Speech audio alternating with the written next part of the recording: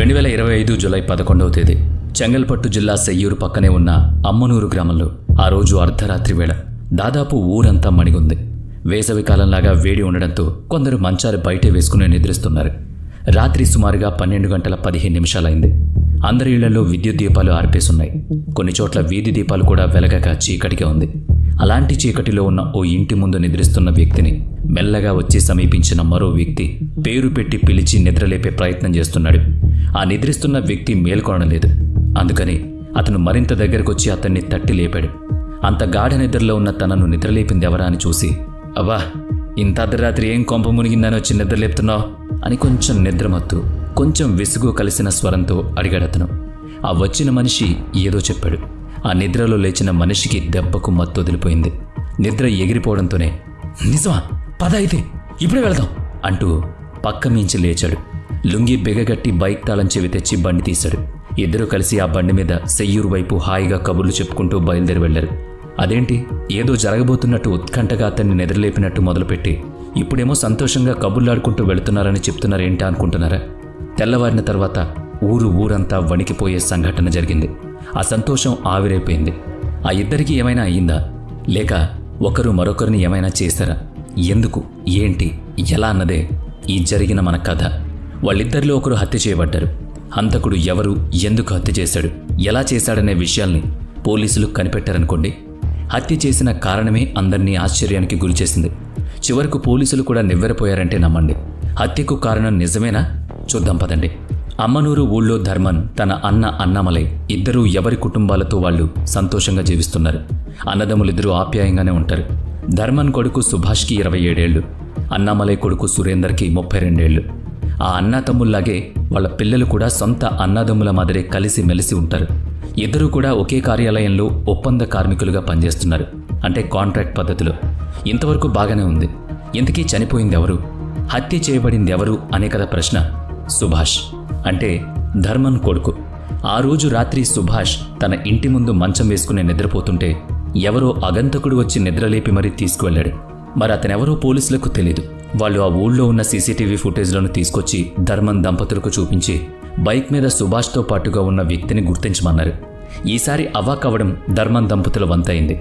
Bike మీద సుభాష్తో పాటుగా సురేందర్ ఉన్నాడు. మరి సురేందర్ ఎవరో తెలుసు కదా, ధర్మన్ అన్నయ్య అన్నామలై కొడుకు. సుభాష్కి పెద్దనాన్న కొడుకు అంటే సుభాష్కి పెద్దనాన్న కొడుకు అంటే అన్నయ్య అవుతాడు.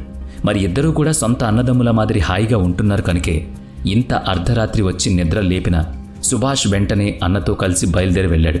పోలీసులు సురేందర్ని అరెస్ట్ చేసి విచారిస్తుంటే అతను పెద్దగా బెట్టు చేయకుండానే తానే తన తమ్ముడు సుభాష్ని చంపినట్లు అంగీకరించాడు. ఎందుకలా చేశావని పోలీసులు అడిగిన ప్రశ్నకు అతడిచ్చిన సమాధానం వాళ్లకు నచ్చలేదు, నమ్మశక్యం కాలేదు. గుచ్చి అడిగిన మీదట సురేందర్ వివరాలు చెప్పాడు. ఆ రోజు రాత్రి సురేందర్ పిల్లిలాగా వచ్చి సుభాష్ని నిద్రలేపి మద్యం సేవిద్దాం రమ్మని పిలిచాడు. బండి మీద వెళ్ళొద్దాం, బండి తీయమన్నాడు. బండిని సుభాషే నడిపాడు. ఇల్లు దాటి సెయ్యూరు వైపుగా సుమారు 1 కిలోమీటర్ దూరం వెళ్లేసరికి సురేందర్ బండిని ఆపమన్నాడు. బండి ఆగింది. అయితే వెనుకున్న సురేందర్ బండి దిగలేదు. వెనుక కూర్చునే ఉండి తనతో తెచ్చుకున్న కూరగాయలు తరిగే కత్తితో సుభాష్ గొంతును కోశాడు. చేతిలో బండుంది. తాను దిగాలంటే వెనుకొన్న వ్యక్తి దిగాలి, లేదా తాను బలవంతంగా తోసేయాలి. అయితే తన అన్న తనను అలా చేస్తాడని ఊహించే స్థితిలో లేని సుభాష్ వెంటనే అప్రమత్తం కాలేకపోయాడు. గొంతు తెగి రక్తం కారడంతో అరవడం కూడా సాధ్యం కాక అలాగే కుప్పకూలిపోయాడు. ప్రతిఘటించే అవకాశం లేదు. చెయ్యో కాలు అయితే వేరు, గింజుకోవచ్చు, కొంచెం తిరగబడొచ్చు. శ్వాస తీసుకునే గొంతు వద్ద నరం చర్మం కోసుకుపోతే ముందు ఊపిరి కోసం తపన పడాలి కదా. క్రింద పడిన సుభాష్ స్పృహ కోల్పోయాడు. అతను స్పృహ కోల్పోతూ ఉండగా చూసిన చివరి దృశ్యం తన అన్నయ్య సురేందర్ సంతోషంతో గంతులేస్తున్నాడు, నవ్వుతున్నాడు. అదేంటో గ్రహించే స్థితిలో మాత్రం లేడు సుభాష్. ఎందుకంటే కింద పడిన తన మీద మళ్లీ కత్తి పుచ్చుకుని వచ్చాడు సురేందర్. మళ్లీ గొంతు వద్దనే కోశాడు. సుభాష్ చనిపోయాడని నిర్ధారించుకున్నాక అతను చొక్కాను చించి చిన్న మొక్క తీసుకున్నాడు. చనిపోయిన సుభాష్ను అలాగే వదిలేసి సురేందర్ ఇంటికెళ్లి స్నానం చేసి బిర్యానీ తిని మరీ నిద్రపోయాడు. అంటే సురేందర్ చాలా ప్రశాంతంగా ఉన్నాడనమాట. సుభాష్ మృత శరీరాన్ని అటాప్సీకి పంపిన పోలీసులు ఆ తర్వాత పోలీస్ కుక్కలను తీసుకొచ్చి ఘటనా స్థలం వద్ద విడిచిపెట్టారు. అది అక్కడికి 1 కిలోమీటర్ దూరంలో ఉన్న ఒక ప్రదేశానికి వెళ్లడంతో అక్కడంతా వెతికి చూశారు. వారికి అక్కడ సుభాష్ రక్తంతో తడిచిన కత్తి దొరికింది. దాంతోపాటుగా సుభాష్ చొక్కా నుంచి చింపిన గుడ్డ ముక్క కూడా దొరికింది. ఇక అక్కడే ఉన్న ఒక పెద్ద రాయికి నిండా పసుపు పూసి ఉండడం పోలీసులు గమనించారు. అంటే పసుపు పూసి దేవుడిగా భావిస్తున్న రాతికి సుభాష్ని బలి ఇచ్చినట్టుగా అర్థం చేసుకున్నారు పోలీసులు. అది నరబలి.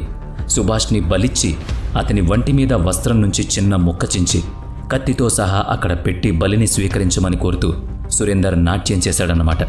సురేందర్ తాను చేసిన దారుణాన్ని చెప్తూ ఒళ్ళు గగురు పొడిచే విషయం కూడా చెప్పాడు. బలి సమర్పణతో పాటుగా తను సుభాష్ రక్తాన్ని కూడా తాగి అప్పుడు ఇంటికొచ్చి స్నానం చేసి బిర్యానీ తిని నిద్రపోయాడట. మరి పోలీసులు, ఊరి జనం, సుభాష్ తల్లిదండ్రులు నివ్వెరపోవడంలో ఆశ్చర్యం లేదు కదా.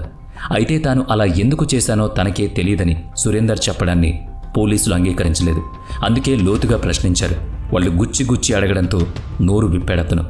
దైవమైన పెరియాండవర్ తన కలలోకొచ్చి తనకు బలిమ్మని కోరాడని, అందుకే సుభాష్ను ఆయన వద్దకు పంపించానని సురేందర్ చెప్పాడు. తమిళనాడు చెంగల్పట్టు జిల్లా తిరుక్కులకుండ్రం దగ్గరలోని తిరునిలై గ్రామంలో వెలిసిన పెరియాండవర్ దైవ స్వరూపాన్ని శివుని అవతారంగా భావించి కొలుస్తారు. ఆయన కోరిక మీదటే తను సుభాష్ను నరబలిచ్చాడన్నాడు సురేందర్. అయితే అతని మాట చేష్టలు భిన్నంగా ఉన్నాయి. వాళ్ళు సురేందర్ తల్లిదండ్రుల్ని కలిసి విచారించారు. నెల క్రితం వరకు కూడా సురేందర్ బాగానే ఉన్నాడని, తమ ఇరు కుటుంబాలు సంతోషంగానే ఉన్నామని, అయితే నెల రోజులుగా మాత్రం తమ కొడుకు ప్రవర్తన విచిత్రంగా కనిపిస్తూ వచ్చిందని వాళ్ళు చెప్పారు. సురేందర్ ఏదో అస్థిమితంగా కనిపించేవాడని, అర్ధరాత్రి వేళ అకస్మాత్తుగా నిద్రలేచేవాడని, లేచినవాడు లేచినట్లుగానే అంత రాత్రి వేళలో స్నానం చేసేవాడని చెప్పేవారు. ఆ నడిరాత్రి వేళ అసలు ఎంతో కాలంగా తిండి ముఖమే ఎరగని వాడిలాగా అప్పటికప్పుడు కంచం నిండా అన్నం పెట్టుకుని కవ్వు కవ్వున తినేవాడట. తమకు భయం వేసిందని అందుకని కొడుకుని తీసుకుని గుళ్ళకి, మసీదులకి, దర్గాలకు, చర్చిలకు వెళ్లి పూజలు చేయించామన్నారు. ఆ తర్వాత ఏదో బాగానే ఉన్నట్టు కనిపించాడని, కానీ ఇప్పుడు ఉన్నట్టుండి వరుసకు తమ్ముడు, ఆత్మీయుడు అయిన సుభాష్ని పొట్టన పెట్టుకుంటాడని తమకు అర్థం కాలేదని వాపోయారు. తమ కొడుకు సురేందర్ ఒంటి మీదకు చాలా తరచుగా దేవుడు వచ్చేవాడని, దేవుడు పూనిన సురేందర్ని సుభాషే వచ్చి శాంతింపజేసేవాడని ఆ తల్లిదండ్రులు పోలీసులకు చెప్పారు. అయితే సురేందర్ తన తమ్ముడు సుభాష్ను చంపడానికి వేరేదో కారణం ఉందని, అతని ప్రవర్తన అంతా నాటకమని ఊళ్ళో గ్రామస్తులు అనుమానం వ్యక్తం చేశారు. పెద్ద పథకం పన్నాడనుకున్నారు. దేవుడి వంకన తప్పించుకునే ఎత్తు వేశాడన్నారు. వాళ్ళిద్దరూ ఒకే అమ్మాయిని ప్రేమించారని, అందుకోసమే ఈ దుర్ఘటన జరిగి ఉంటుందన్నది తమ అనుమానమని ఊరివాళ్లు పోలీసులతో చెప్పారు. పోలీసులు, గ్రామస్తులు, సుభాష్, సురేంద్ర తల్లిదండ్రులు వీళ్ళందరూ వెల్లడించిన విషయాలన్నీ స్థానిక పత్రికా మాధ్యమాల ద్వారా అందరికీ తెలిసాయి. అయితే కేసు ఇంకా విచారణలో, పరిశోధనలో ఉండడంతో పోలీసుల నుంచి అధికారికంగా ఈ హత్యాకాండకు సంబంధించిన కార్యకలాపాలు, ప్రకటనలు బయటకు రాలేదు. అయితే నరబలి జరిగిందన్నది మాత్రం నిజం. అందులోనూ తమిళనాడులో ఇటువంటి సంఘటనలు జరగడం అత్యంత అరుదైన విషయంగా ప్రసార మాధ్యమాలు విశ్లేషించాయి. ఈ ఆధునిక ప్రపంచంలో ఇటువంటి మూఢనమ్మకాలతో కూడిన జనం ఉండడం విచారకరమని అభ్యుదయ ప్రజా సంఘాల వాళ్ళు అభిప్రాయపడ్డారు. వయసు మీరిన వాళ్లలో ఇటువంటి మూఢ విశ్వాసాలు ఉన్నాయంటే ఏదో ఆ కాలం వాళ్ళు కదా, తమకు తెలిసిన ఆచారమే సరైందని నమ్మారనుకోవచ్చు. 3 పదుల వయసున్న యువతలోనూ ఇటువంటి అంధవిశ్వాసాలు ఉండడాన్ని ఎలా చూడాలి చెప్పండి? ఇది వట్టి మూర్ఖత్వం కదా. అసలు దేవుడు లేదా దేవత ఆవహించడం అన్న స్థితిని కూడా విజ్ఞాన శాస్త్రపరంగా విశ్లేషిస్తూ సదరు వ్యక్తుల మానసిక, నాడీ సంబంధమైన పరివర్తనల్లోని వ్యత్యాసంగా పరిగణిస్తున్నారు శాస్త్రవేత్తలు. తాము నమ్మిన దైవం పట్ల గాఢమైన భక్తి విశ్వాసాలు కలిగిన వ్యక్తులు ఒక విధమైన మైకంలోకి వెళతారని, ఆ స్థితిలో దైవమే తమలో ప్రవేశించి మాట్లాడుతుందని భావిస్తారట. అతని చుట్టూ ఉన్న సమాజం కూడా ఆ దైవం పట్ల ఉండే భక్తితో అతను చెప్పే మాటల్ని గౌరవిస్తూ భయంతోనూ భక్తితోనూ తలొగ్గి అంగీకారం తెలుపుతుంటారు. దైవం పూనిన వ్యక్తి పలానా పేరున్న తాను ఆ పలానా వాణ్ణి కానంటాడు, తానే దైవం అంటాడు. దైవవాణిగా భవిష్యత్తు గురించి చెప్తూ ఉంటాడు. ఇలా ప్రవర్తించే వారిలో స్త్రీలు, పురుషులు కూడా ఉంటారు. ముఖ్యంగా జాతరలు, గ్రామోత్సవాలు, పండుగలు జరిగే వేళల్లో ఇటువంటి సందర్భాలు ఎదురవుతూ ఉంటాయి. ఏ ఆలయం వద్ద ఇటువంటి వ్యక్తులుంటారో వాళ్ళు తమను తాము ఆలయ దేవతలుగా భావిస్తూ ఉంటారు. అయితే ఆ దైవభావం పెరిగిపోయిన తర్వాత మాత్రం దైవం ఆవహించిన సమయంలో తాము చేసిన కృత్యాలు, చెప్పిన మాటలు మాత్రం తమకు గుర్తులేవంటారు. నిజంగా వారికి జ్ఞాపకం ఉండవు కూడా. అది ఒక మైకం కమ్మిన స్థితి, బాహ్య స్పృహ లేని వేరే తరహా చైతన్యమని అనుకోవచ్చు. సురేందర్ విషయంలోనూ అదే జరిగిందా? పెరియాండవర్ తన స్వప్నంలో కనిపించి నరబలి కోరాడని చెప్పడం అతనిలోని అంధవిశ్వాసమా, లేక దేవుడు బలి కోరడమనే వంకన సుభాష్ను తన సొంత కక్ష ఏదో తీర్చుకోవడానికి హత్య చేశాడా? ఇదే ప్రశ్న. తమ్ముడని కూడా కనికరం చూపలేదంటే అది దైవ ప్రేరణ అని అనుకోవాలా, లేక గ్రామస్తులు అనుమానించినట్టు ముక్కోణపు ప్రేమలో పగ తీర్చుకున్నాడా అన్నది పోలీసుల పరిశోధనలో తెలియాలి. ఈ విషయంలో పోలీసులు సురేందర్ చేత నిజం కక్కించాలి, లేదా అతనే ఏదో ఒక నాటికి ఇప్పుడు చెప్పిన కారణం కాకుండా ఉన్న అసలు నిజమైనా చెప్పాలి. లేదు, దేవుడు నరబలి కోరినందువల్లే సుభాష్ను అలా చేశాననే మాట మీదే ఉంటే నిజం ఏంటనేది బయటపడదు. సురేందర్ చెప్పినట్టుగా అతను నమ్మిన దేవుడు నరబలి కోరాడా, అందులోనూ సుభాష్ని కోరుకున్నాడా, లేక సుభాష్ అయితే తనకు అనుకూలంగా ఉంటాడని సురేందరే సుభాష్ని ఎంచుకున్నాడా అన్నది కూడా తెలియాలి. ఇదే కారణమైతే అది మూఢ విశ్వాసం అనుకోవాలి. వ్యక్తిగత కక్ష అయితే మాత్రం అందుకు కారణం తెలియాలి. చివరకు పోలీసులు ఏం చెప్తే అదే ప్రజలు వినాలి. సురేందర్ మానసిక పరిస్థితిని ఇంకా విశ్లేషించాల్సి ఉంటుంది. అది ఈ నేరంలో కొంత సహాయపడవచ్చు. అందాక మనలో మనకు ఊహాగానాలు చెలరేగుతుండడం సాధారణం. ఏదైనా కానీ మనిషిని బలిమ్మని ఏ దైవమూ కోరదు. అవన్నీ మధ్యయుగాల నాడు పెంచి పోషించబడ్డ